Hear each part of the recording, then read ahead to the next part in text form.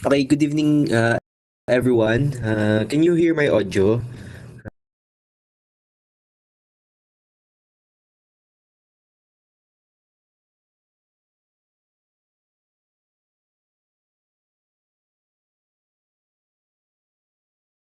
Okay, so yun na lang. I'll be sharing my screen na so that we can begin and it will not be tedious on your end. So yun. Also for your class representative, kindly monitor if there are any absence on the group, and later kindly forward it to me, so I'll double check it if meron nga talagang not attending all throughout the session.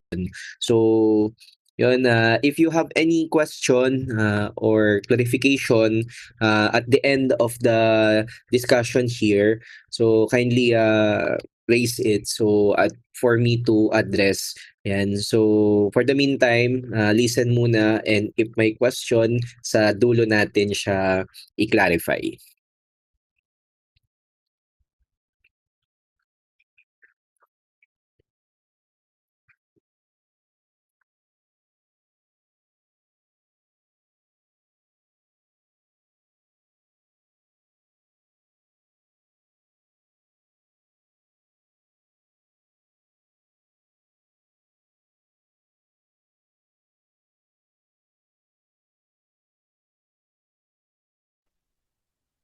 Okay, good day, class.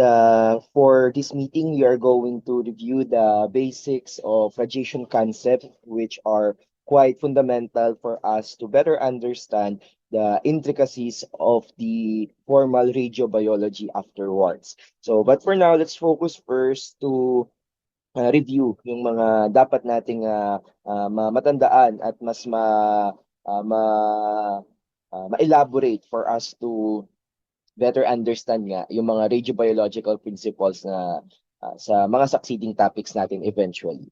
Okay, so una nating pag-usapan under this one. So, una nating pag-usapan under this one are the classification of radiation, which I know you are quite familiar with. So, let's talk about the classification of radiation. Radiation. Okay, for the classification of radiation, the two broadest category is we have the ionizing and ionizing versus and non-ionizing. And ionizing versus and non-ionizing. Alala natin, they can form the what we call ion.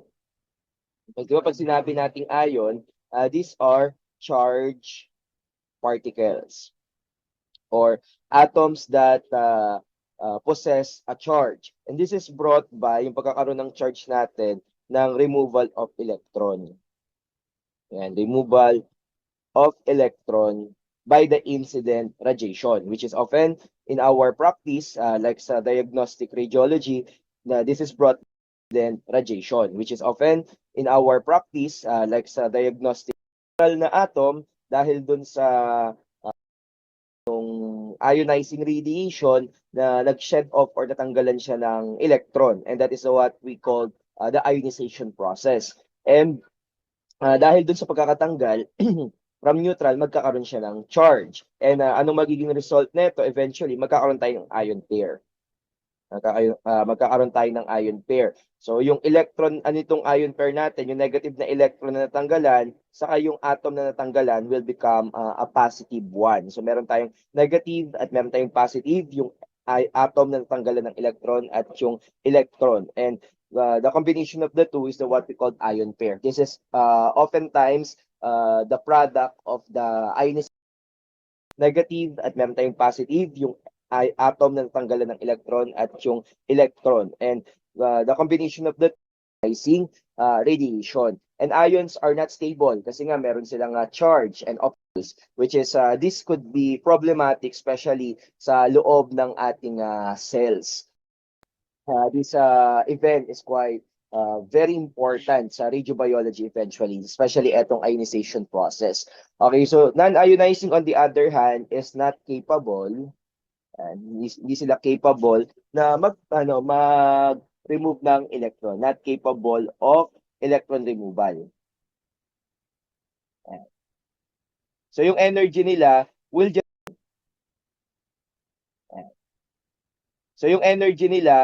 just result to what we call excitation. They will just impart additional energy to the atom that they will expose. Example nga nito, the magnetic spectrum is non-ionizing, like radio waves, infrared, microwave, so on and so forth. So once they came to so on and so forth, but not to the point na matatanggalan ng electron or madi-disturb yung electron configuration ng atom. Okay, so that's the two basic type as we recall it. Now, let's talk about the types of ionizing radiation. Okay, so may din tayo ng ionizing radiation as you can still recall from your radiation production subject. Okay, so ito yung mga types ng ionizing radiation natin. So we have the electromagnetic. And so ito yung electromagnetic natin. Ito yung pinakakilala nating ionizing radiation because this is where the X-ray and gamma belong. And X-ray and gamma. So anong property nilang mga electromagnetic? They are just waves and waves of energy. They are just waves of energy. Therefore, they have no mass, no charge at all.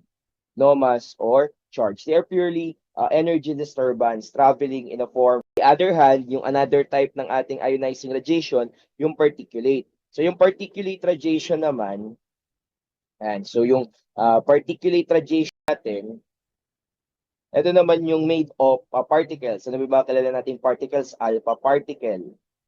Alpha along with gamma. Gamma. That is beta particle. And beta particle. So si gamma kasi sa X-ray dito kay electromagnetic. So beta particle. But aside from that, any particle that will possess enough energy to knock off an electrons once they arrive or hit an atom can be considered a particulate radiation. And like halimbawa, yung neutron, yung proton, they can also be a particulate radiation. Even the nucleus itself, they can be ionizing particulate radiation once they accelerate through a certain device such as a linear accelerator. So etong speaking of that, etong si alpha particle itself, this is can sometimes similar siya ng construction dun sa helium nucleus dahil may neutron. And from this, we can derive one of the important property of particulate that is contrasting to the properties of electromagnetic radiation is yung pagkakaroon niya ng charge. Meron siyang charge and as well a mass. And meron siyang bigat. Katulad na itong alpha particle, 2 proton and 2 neutron. Kaya siya yung pinakakilala kasi siya yung pinaka-ionizing among the common particulate radiation. But again, any particle, as long that they can travel faster enough to gain energy sufficient to remove an electron from an atom, we can refer to them. Both of this type of radiation ay magiging part ng ating radiobiological discussion sa mga succeeding topics.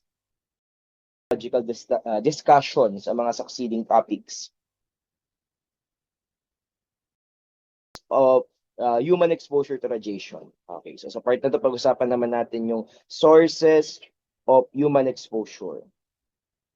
Human exposure to radiation. Okay, unahin muna natin is in terms of kung saan ba galing in the broad category. So this is natural, broad. So natural versus man-made or artificial. Artificial radiation. Artificial Of course, ito yung galing kay Earth or galing sa surroundings. Yan, nasa surroundings natin to. So this is the very reason why everyone is actually exposed to ionizing radiation. So lahat ng nandito sa planet natin is exposed to ionizing one because the entire universe is flowing. Kaya lahat talaga ay exposed. So there's no one or nothing is exempted to that exposure. So primarily among the natural radiation sources natin like si cosmic, yan pagka cosmic ito yung mga nanggagaling sa outer space. Sa outer space natin, lahat ng outside from the planet. Yan, from the outer space. Sa example nga nito, yung mga outer space. Sa example nga nito, yung ating mga comets and other that are extraterrestrial. Lahat ng sources ng ionizing radiation na wala dito sa loob ng planet Earth. So tawag natin wala dito sa loob ng planet Earth. So tawag natin din cosmic. And the cosmic one are quite dependent dun sa altitude saka sa ano natin, sa may latitude. So pag mataas ang altitude saka latitude and the altitude. Yan, D and latitude, altitude. Okay, so kapag mas mataas ka sa surface ng Earth, mas prone kang malapit sa atmosphere, the more you are experiencing or being exposed to ionizing radiation. As well, pag nasa polar regions, mataas yung latitude, mas malapit sa North and South Pole, mas mataas yung radiation South Pole. Na kaya yung pag-travel by air, yan, at yung being at the countries nearby sa poles, they are receiving higher amount of radiation coming from the cosmic. Okay, so next is the another type that we have for natural terrestrial. Okay, for terrestrial radiation naman, this is from the Earth. And so, okay, for terrestrial radiation naman, this is from the Earth. And so yung ang pag-age ng Earth. Yan. So, kasabayan silang nag-exist nung nabubuo pa yung planet natin. So, ito yung mga nasa lupa. So, kaya yung mga materials natin na made of concrete, gypsum, or other materials derived from the Earth are quite possibly possessing some traces of terrestrial radiation. Like yung mga radon, yan, thorium, so on and so forth. Because yung Earth ngayon, lupa mismo, meron siyang ionizing radiation, yung mga atoms. Like uranium, yung uranium namimina yan sa ilalim ng lupa. The largest occurring radioactive atom. Okay, so next we have the internals, internally deposited or yung mga internal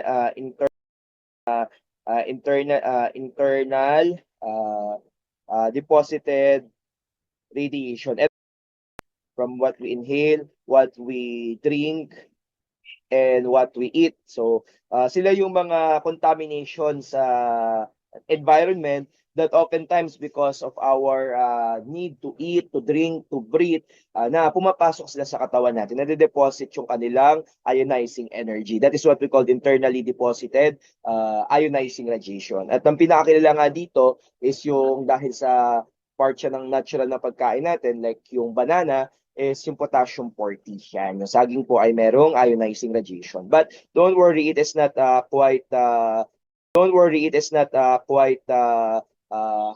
high enough to cause devastating effect.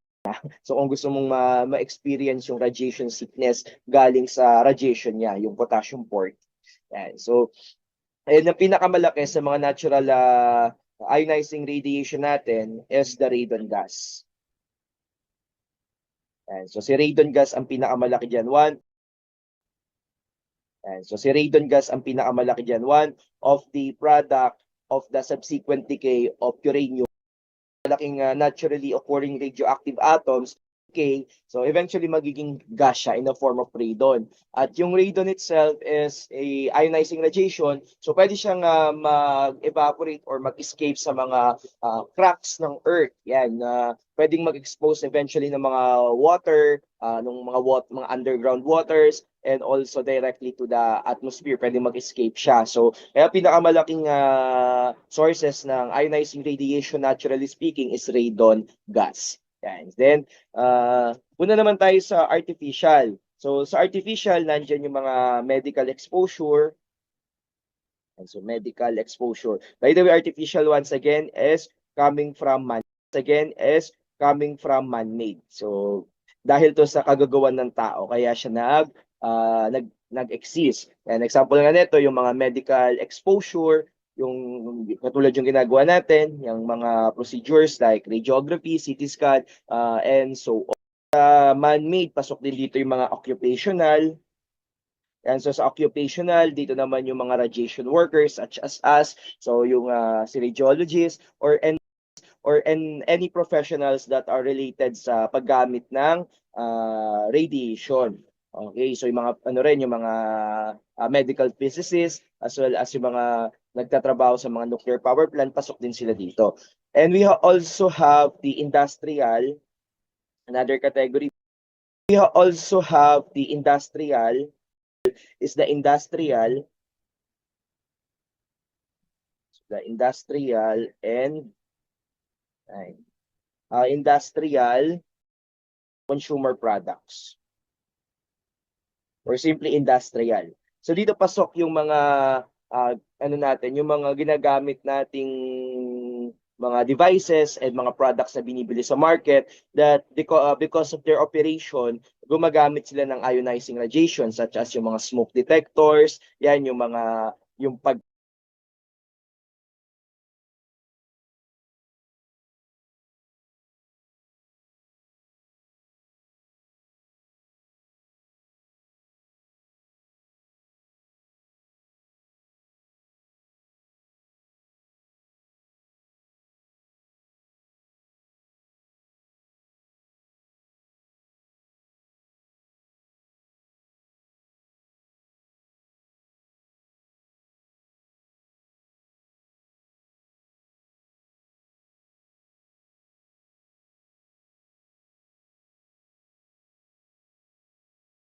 ilang mga bacteria and other microorganisms that is otherwise present dun sa surface ng mga agricultural products para habang tinatransit sila for exportation, hindi sila kagad nabubulok nung kanilang mga microorganism dun sa balat nung like halimbawa nung prutas. Yan. So example din yun ng possible na exposure natin sa industrial application ng man-made radiation.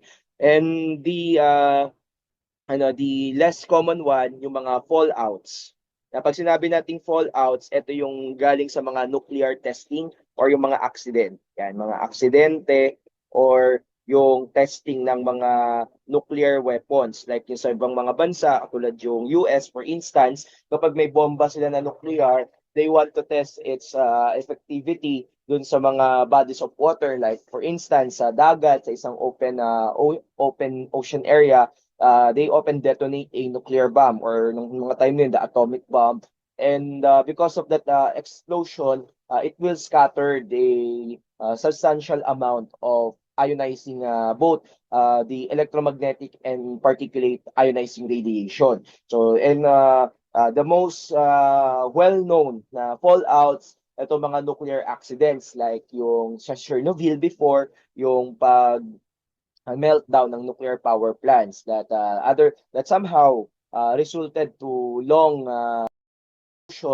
it will scatter the substantial amount of ionizing both Chernobyl power plant. Until now, si Chernobyl is a ghost town dahil sa taas ng radiation na iniinit dun sa lugar galing dun sa pagsabog ng nuclear power plant. Okay, so yun yung mga common. Pero among them, ang pinaka malakas na exposure natin sa ionizing radiation is the medical. Yan. So yung pagkaano natin yung pangangailangan natin for diagnosis and other treatment with the utilization of ionizing radiation. Ganun kung natural sa radon gas, sa artificial naman, medical exposure. Ang pinakamataas ang contribution sa ating ionizing radiation dosage.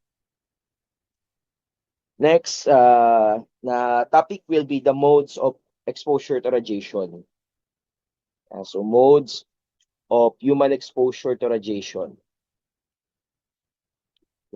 Human exposure to radiation. Okay, so for the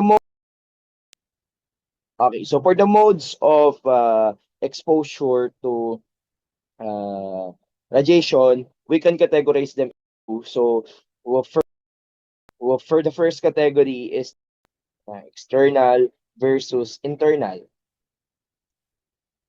Of course, from the word itself, you have the idea kapag external, yung source galing sa labas ng katawan ng pasyente. Let's say for instance, labas ng katawan ng pasyente. Let's say for instance, ito si patient, yung mga machine, common to na ginagawa natin sa radiology, can be considered as long as ito nga X-ray machine and the X-ray machine. So yung panggagalingan ng radiation sa labas ng katawan ng pasyente and eventually saka pa lang tatama kay patient yung radiation, that is external. Pero kapag ka naman internal, ito yung nanggaling na ipasok sa loob ng katawan ng patient. Let's say for instance may kinain, yan, may nakain si patient na radioactive particles or atom. So yung radiation na yan, palabas yung kanyang origin. So mula dun sa radioactive decaying atom, yung gamma oftentimes or any radiation like alpha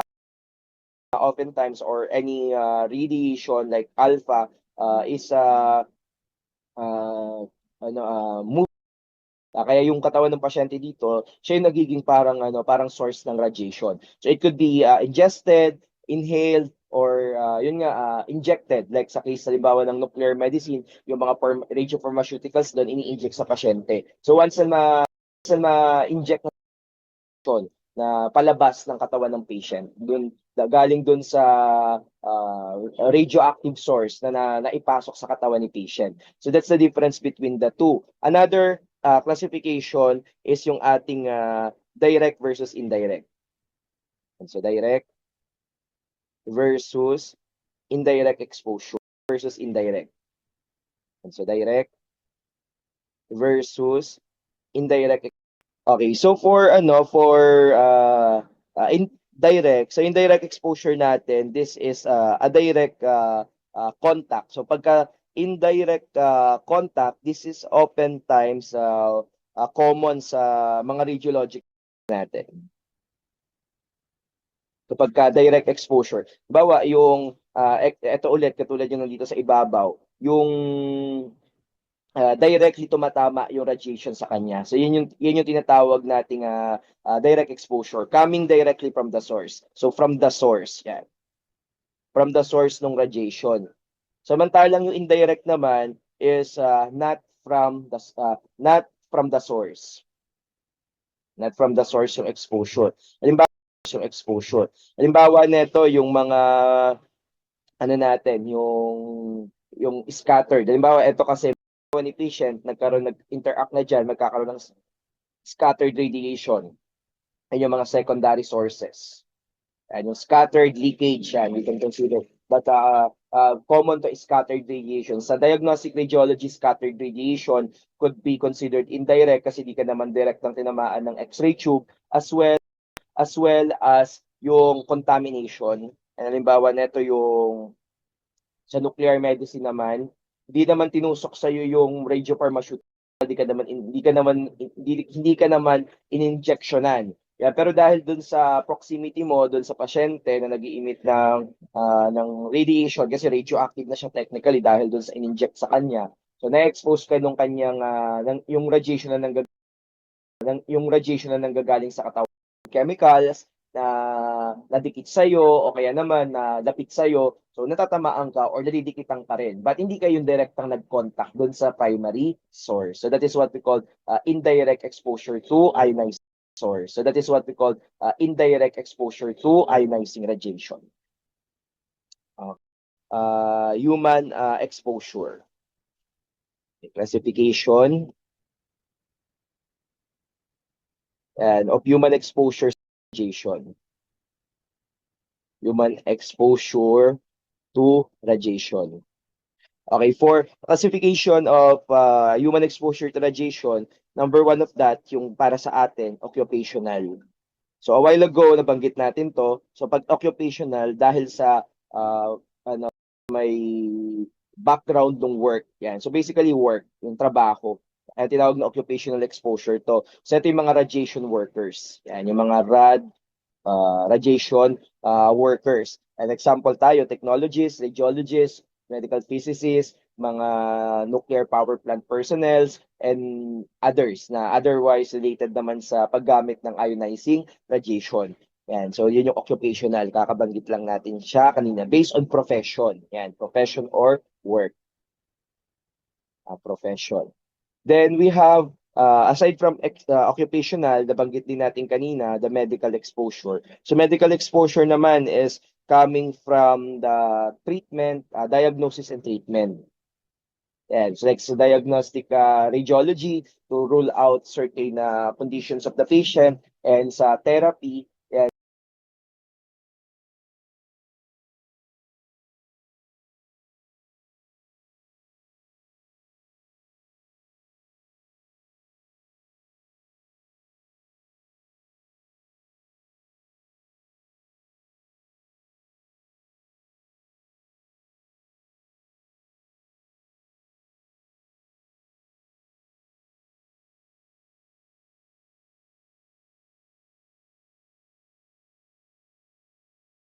related to occupational, nor medical. Yan. So, yung mga tao na hindi naman sila talaga yung pinapatamaan ng radiation or hindi sila directly involved, pero dahil sa vicinity, dahil sa presence nila nearby, possible sila ring na-expose. Halimbawa sa examination room, ikaw yung rad tech, occupational yun sa'yo, yung sa pasyente mo medical, then yung mga taong nasa paligid na possible na napupuntahan din ng radiation, mga public exposure yon. Okay, so next is the accidental exposure. Okay, for accidental exposure naman, ito yung unintended. Unintended. Okay, so unintended, hindi sinasadya. So, halimbawa na lang yung mga yung bigla na lang nag-detonate ng nuclear bombs na akala walang tao, ayun pala dun sa isang island malapit ay may inhabitants, or yung sa case halimbawa ng mga bombings like sa Hiroshima and Nagasaki, as well as yung mga taong naapektuhan nung power plant malfunctions or meltdown like sa Chernobyl, and sa Japan nung nagkaroon ng tsunami, yung Fukushima. Yan. So, yun yung mga example, mga accidental. Hindi talaga naman gusto mangyari yun. Pero events, yan, nagkaroon ng accidental exposure. Okay, so let's go. Let's talk about radiation quantities and units.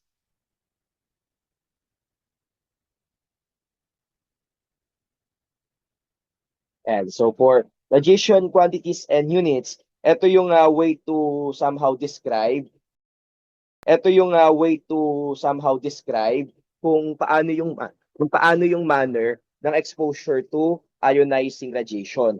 Okay, so to somehow the radiation quantities basically into four. Yan. So but sa iba kasi they have additional, pero pinaka main yan is four. So we have exposure.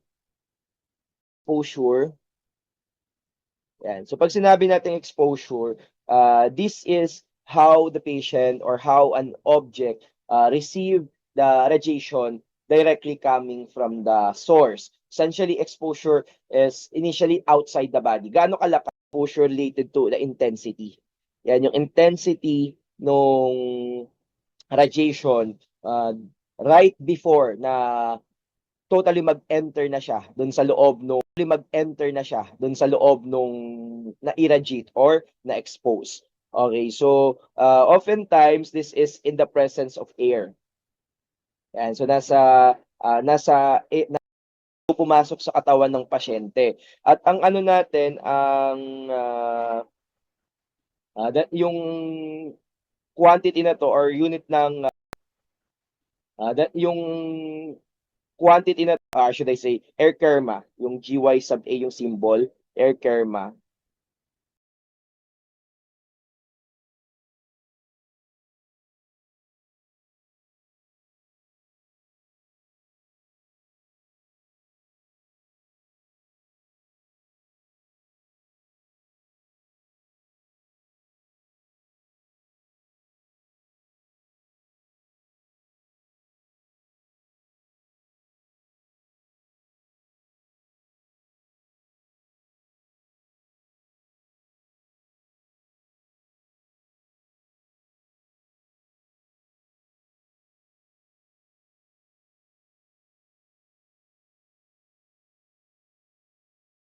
ionize ng radiation charge, or kaya nga minsan it is referred as coulomb per kilogram. That the unit of charge is coulomb. So yung coulomb ng number of ions, ion pair na nagawa niya dun sa mass ng air na na-expose. Yan. So it's the exposure as I think na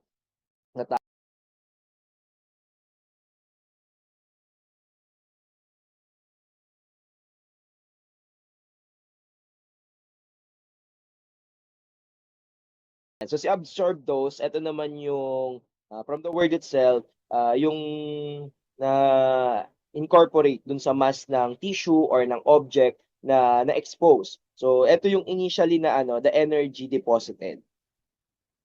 And the energy deposited doon sa tinamaan ng radiation. Okay? So yung kanina sa exposure, hindi pa pumapasok. Dito ngayon pumasok na kasi, may energy nang na-deposit. Tapos ang unit naman nito sa SI, we have the gray. SI, we have I sub T. Yan. So kapag GY sub A, air curma yan. Pag GY sub T, the gray in tissue. Yan. Ibig sabihin merong tinamaang matter or tissue ni patient. Then sa non-SI naman, ang patient. Then sa non-SI naman, ang counterpart niya sa non is yung ating sa non-SI or radiation absorbed dose. Radiation absorbed dose. Radiation absorbed dose. Yan yung ibig sabihin niya, radiation absorbed dose or RAD. Another category that we have, sa absorb kasi hindi pa alam kung ano yung nagawa nung energy ng radiation doon sa tinamaan na mga tissues or part nung na-expose. So si effective dose, it will somehow tell in the bigger picture, it will tell the effect of radiation and effects. And yung effects ng radiation. Ano yung ginawa ng energy dun sa mga natamaan niya? So ano yung effect ng ionization events na na-produce ng exposure dun sa mga tissue na na-expose, na naka-absorb ng radiation. So kaya technically, kaya tinawag siyang effective effects yung na-produce niya, yung equivalent doses to the tissues na-expose. So this is, ang SI naman is Siebert. Ang SI niya is Siebert, pero yung non-SI is the REM. So yung REM naman, yan yung radiation equivalence in men. Naman, yan yung radiation equivalence in men. In men. Yan si REM. Then last in the group, we have the activity. Okay, for the activity, this is the rate of decay. Yan, rate of decay nung atom na radioactive. So hindi nito tinitingnan kung gaano kadaming radiation yung lumabas. Rather, it is after kung gaano kabilis na mag-decay yung isang atom na unstable that resulted to the emission of ionizing radiation, whether particulate or electromagnetic, or maging stable ulit yung kanyang energy composition. So yung atom ang tinitingnan dito, hindi yung radiation lang na nito. Si radioactive decay, ang SI naman yan ay Becquerel. So ang SI niya is Becquerel. SI is Becquerel, ng symbol is BQ. And tapos yung non-SI naman nito ay yung Siebert. Siebert ulit. Yung correction, Siebert yung kanina. Hindi siya Siebert. So it is Curie. Yan. Okay, so that is Curie or Siebert. Okay, so sa equivalence ng mga yan, yung SI na 1 air kerma, so usually 1 air kerma, 100 na Roentgen. Isang gray 100 na rad, isang Siebert 100 na rad, yung isang curie is 3.7 times 10 raised to 3.7 times 10. Yan. So 3 times 7 times 10 raised to 10 becquerel. Yan. So yung equivalent ng isang curie. 3. Yan. So yung equivalent ng isang curie. 3.7. That is, you can also use this kapag ka nagko-convert naman. Okay. So next natin pag-uusapan is the naman mga sources ng medical exposure. Pag-usapan natin yung background ng mga sources ng medical exposure.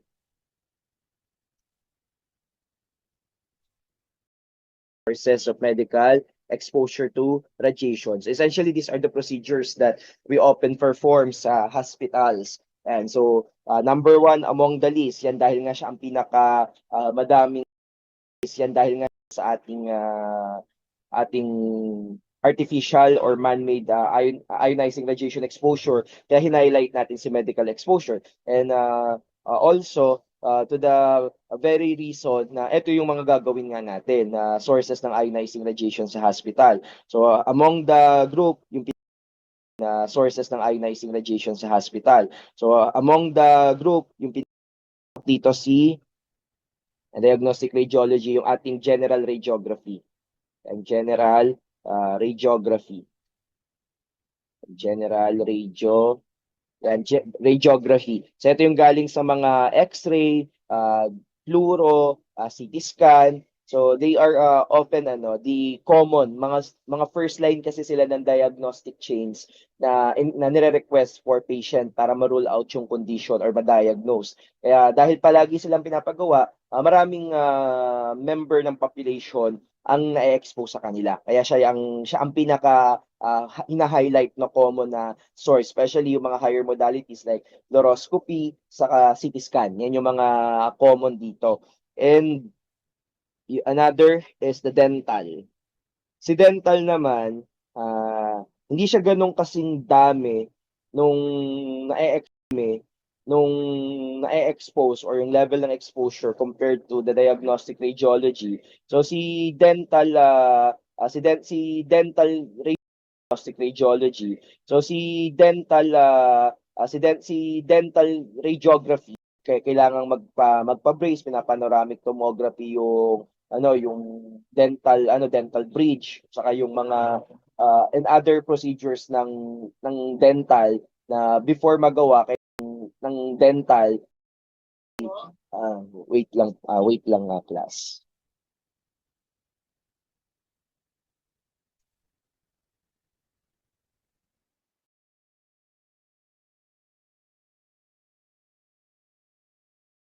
Okay, so to continue, again, next in line sa ating medical exposure to ionizing radiation is the dental radiography.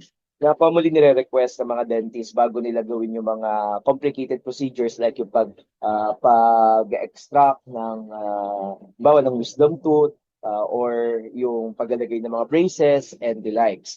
Next is the interventional radiology. So sa interventional, magiging subject nyo to in the future.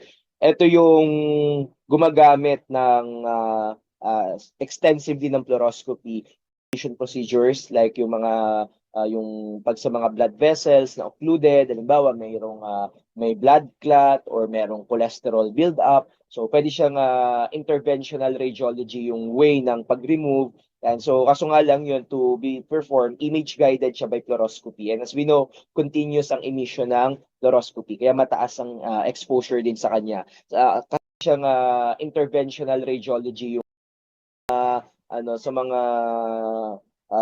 among the highest sa natin sa diagnostics si CT scan sa si fluoroscopy. And we have, aside from this one, yung nuclear medicine. Isa rin to sa mga highlighted na sources. Dito sa Philippines, hindi siya masyadong ginagawa dahil limited lang yung nuclear medicine facilities natin. Pero sa ibang bansa, talagang marami silang nuclear medicine facilities for molecular imaging. And yung mga diagnosis, common kasi dito yung diagnosis ng cancer sa mga cancer patients ang common na pinapadiagnose dun sa mga procedures na pinapagawa sa amin. And doon, nag-i-inject ng radioactive particles. And kaya medyo mataas, significant yung kanyang particles. And kaya medyo mataas, significant yung kanyang the patient will become radioactive afterwards, especially kung mataas na radioactivity yung mabibigay sa kanyang yung pharmaceutical right after or even after the exam, yung patient, yung exposure nung mga taong lalapit kay patient is also an interest. Yan, sa nuclear medicine, i-discuss sa inyo yan. That is in that essence. Kaya malaki rin yung exposure dito ng public.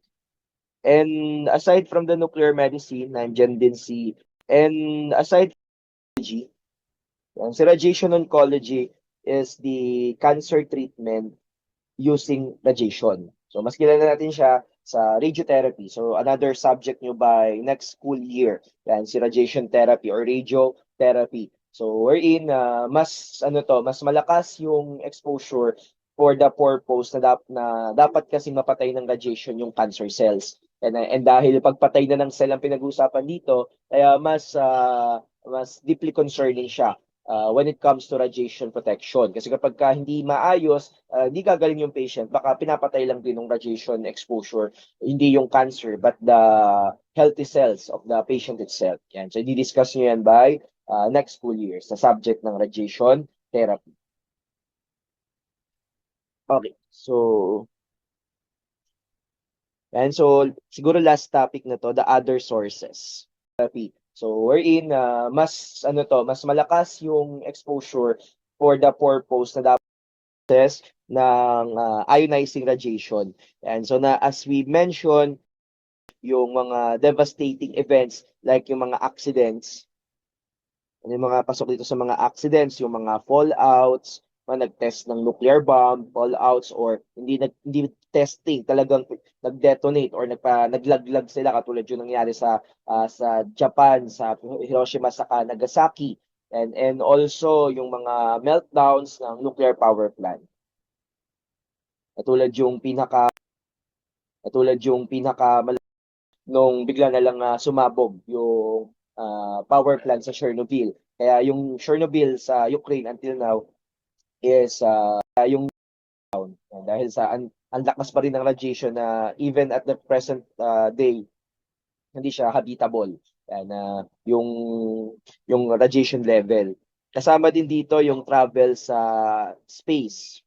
Ang travel sa space. Not only in the space nga, yung travel lang by air, yung palaging nagpe-plane, mataas ang exposure niyan sa cosmic radiation. Kakabanggit lang natin kanina, katulad yung katulad yung sa may sa natin.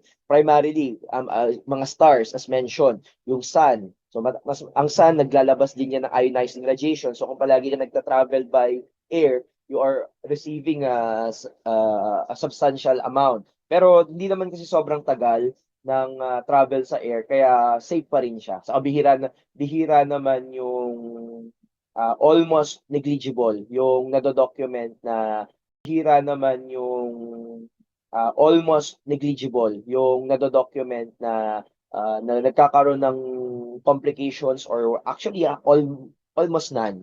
Wala pa talagang precise na nakakapag-point out na nagkaroon ng sakit ng exposure sa exposure sa radiation dahil sa pagka-travel sa air. Lalabas ka na ng Earth, mas lalapit na yung mga asteroids, comets, and whatsoever na mga heavenly bodies that are quite high when it comes to ionizing radiation emission. And so kaya yung travel sa space is deeply concerning. Meron din silang nilalagay na protective feature against ionizing radiation. Kaya yung mga astronaut concerning, meron din silang nilalagay na protection. Kaya yung mga astronaut medyo paglabas mo dito sa planet Earth, when you come to outer space, the danger looms around because of the high level of radiation. Yan, sa araw pa lang, nakakamatay yung binubuga niyan.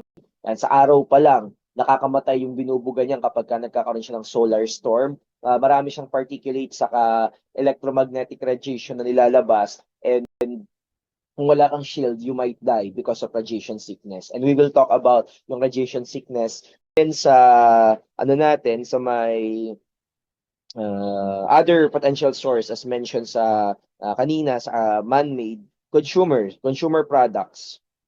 And yung mga consumer products natin, yung mga industrial products like yung products like yung some some appliances like kung meron kayong smoke detector sa bahay, pero yan common sa mga sa mga hotel, yan yung may smoke detector para kung may naninigarilyo sa mga hotel, yan yung may smoke detector para kung may naninigarilyo, or sa mga facilities like sa CR sa CR ng airplane, speaking, meron ding smoke detector doon. Yan. So yung bigla na lang mag-a-alarm yan ng sobrang lakas katulad naging event loob ng CR ng airplane. So pagbaba nung pag landing, kinulong siya. Yan, kaya wag mong tatangka sa mga public utilities. Wag mong tatangka sa mga public utilities yan, especially mga CR ng airport or ng airplane. Yan. So meron kasi sila dong smoke detectors ng radioactive or meron silang radioactive na component that siya yung nagse-sense ng presence ng smoke. Aside from that, yung mga luminous watch dial, yung mga orasan na luma, yung diyan yung isa sa mga nakakalungkot na history ng radiation discovery, yung sa yung luminous watch, yung mga painters niyan, yung mga naggumagawa ng orasan, especially yung mga taga-paint ng mga radioactive paints. Isa sila sa mga pinaka nakakalungkot na exposure to radiation. And other materials pa na common sila, mga glow in the dark. Kaya pag may nakakita kayo mga glow in the dark, so you should hesitate first before using them. So pero sa modern naman kasi ngayon, we have replaced them, mga tri-tube. Hindi na sila masyadong ganun ka-serious. Pero we are not certain. Mga tri-tube. Hindi na sila masyadong ganun ka-serious. Pero we are not certain yung primary component nun, kasi may mga glow in the dark na radioactive. Yan yung mga naman yung glow in the dark stick yung ginagamit sa mga hindi siya yung severely emitting na iba yung gamit nila. It's more of a chemical interaction. Pero some of ng glow in the dark radioactive, like yung radium, glow in the dark yun. Okay, and siguro last na dito sa other sources, yung mga contamination natin galing dun sa mga food saka sa water that we somehow consume. Yung tubig na underground fresh water, habang umaangat yung radon gas, pwede niyang ma-meet yung water, making it contaminated with radioactive particles. As well as some of the food itself, yung kanilang puno is nag-absorb ng radiation that incorporated sa prutas. Bawa nito yung banana, yung mga nuts, like yung Brazilian nuts. Yan. Kaya kapag sa mga foreign countries, they even ask kung kapag nakakita ng radiation sickness syndrome, so they will ask kung nakakain ng Brazilian nuts. Yung Brazilian nuts kasi mataas ang kanyang mas nakakatakot yun compared sa may banana. Na kapag medyo napadami ka ng konti doon, you will feel the radiation sickness, that kapag sobrang taas nga nung nakain mo or dami nung nakain ng ganung klaseng nut, you might even die. Yan, inaano pa nila kung nakakain ka ba ng mga ganung klaseng food. And at ang pinaka-common dito, yung sa banana na potassium 40. Yan. So yung potassium 40. Pero yung potassium 40 naman is not high. Pag yung banana, kung gusto kong maapektuhan ka man niya, you need to eat a ton, 1 toneladang banana. So mga isang truck sigurong malaki yon na kailangan makain mo ng isang kainan. Wala namang taong kayang gawin yon. Baka mga isang piling pa lang ng ng banana, hindi ka na makahinga. Much more pa isang truck ng banana. Baka hindi ka mamatay sa radiation sickness, mamatay ka sa sa sobrang kabusugan. And kasi napakadaming banana. Kasi napakadaming banana. The important radiation exposures, concepts of radiation physics that we should understand well before we go to the discussions nung ating radiobiology proper. And medyo mahirap kasi intindihin sila kung by yung physical principles behind is hindi natin maintindihan. So by next meeting, we are discussions nung ating radiobiology proper. And medyo mahirap kasi intindihin sila kung by yung physical principles behind is hindi natin maintindihan. So by next meeting, we are going to dig deeper more sa ating radiobiology concepts. So I hope na na possibly you need to we need some elaboration.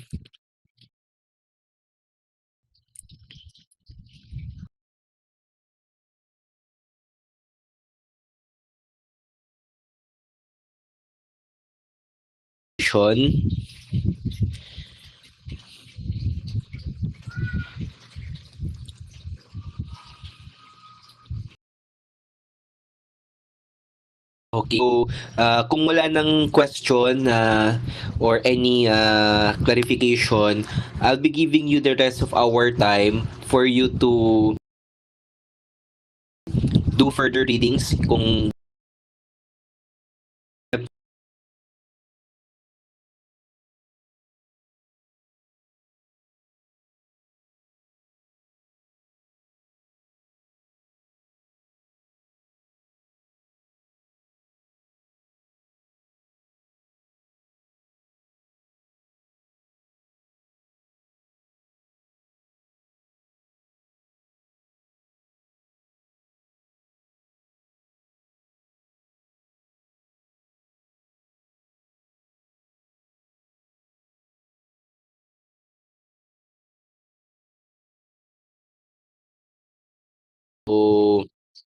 kung medyo nakalimutan, pakibalikan na lang so that pag pumasok tayo sa actual radiobiology wherein we're going to apply more the concepts or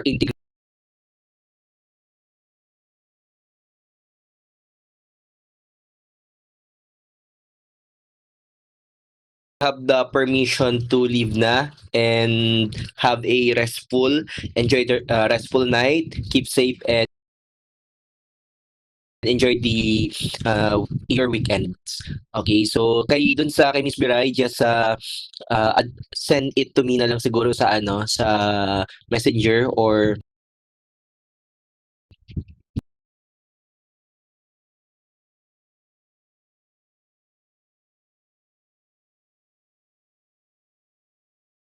na you have the you have the permission to leave na.